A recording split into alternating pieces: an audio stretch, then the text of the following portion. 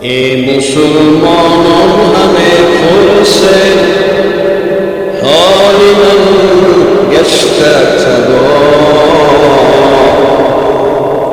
در غم و اندوه بماندم داغ فرزند بی پدر،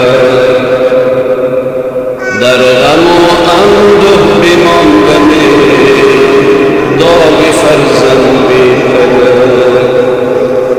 چون به تقدیر خدا دو کس به دنیا آمدیم، چون به تقدیر خدا دو کس به دنیا آمدیم، از وجودی محترم صداق فرزند بی پدر.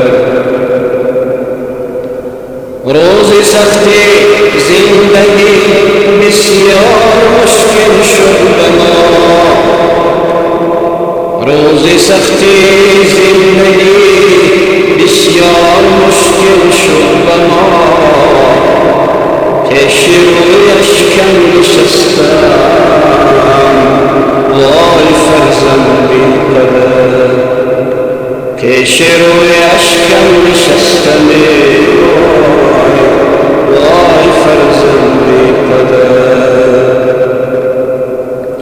مدتی 6 ماه برانگیزد شکمی گشنه بگشت، عاقبت صید اجل شد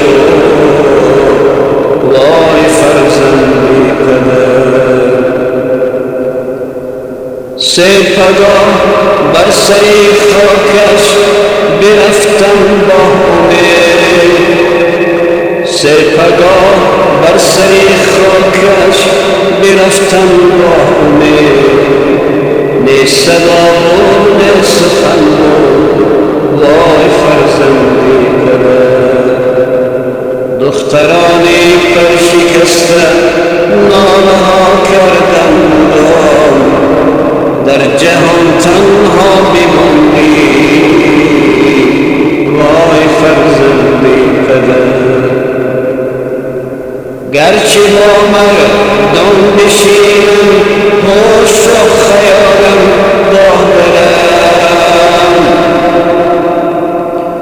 گرچه با مردم بشینم هوش و خیالم دارم، جگری خونبار گشتم وای فرزند بی پدر.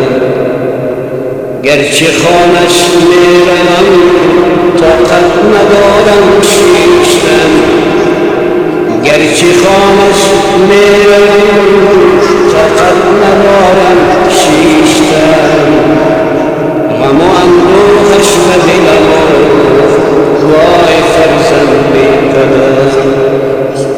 ای خداوند داغ هیچ کس این چنین غم را مده، ای خداوند داغ هیچ کس این چنین غم را مده، غمی پنهانی میخورم صداق فرزند بی پدر، غمی پنهانی میخورم صداق فرزند بی پدر، صداق